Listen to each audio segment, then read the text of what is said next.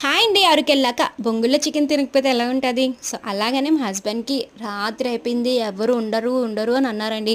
ఇంక నేను ఒప్పుకోలేదు. నాకు అరకొచ్చాక బొంగులో చికెన్ తినకుండా ఎళ్ళను అని చెప్పానండి. ఎక్కడో పాపం ఎన్నో స్ట్రీట్స్ తిరిగి ఆఖరికి ఒక దగ్గర ఉన్నదంటండి తెచ్చారు. ఏదో ఎప్పుడో తినలేదు. టేస్ట్ చేద్దాం అనుకుని నేనైతే చాలా ఎక్సైట్ అయ్యి ఉన్నాను. చూసారు కదా! ఓపెన్ చేసేటప్పుడు వీడియో తీసుకుంటున్నాను.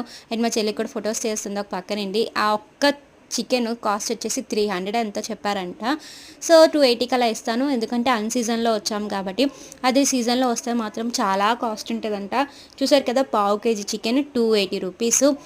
ఇంక దాంతో పాటు టేస్ట్ అయితే మాత్రం అస్సలు బాలేదు. నాకైతే అస్సలు నచ్చలేదు. ఏదో నేను యూట్యూబ్‌లో నాటిలోనే చూసాను బొంగులో చికెను, బొంగులో బిర్యానీ ఎంతో అంటే అందరూ తినేటప్పుడు అరకెళ్ళేటప్పుడు మనము తినాలి అని ఒక ఎక్సైట్‌మెంట్‌తో నేను అనుకున్నాను గానీ టేస్ట్ అయితే నాకైతే అస్సలు నచ్చలేదండి. ఏదో నిమ్మకాయ పిండి మేనేజ్ చేసుకొని తినేసాం. వీడియో నచ్చిందా? నచ్చితే like, share and comment. Don't forget to subscribe. By by.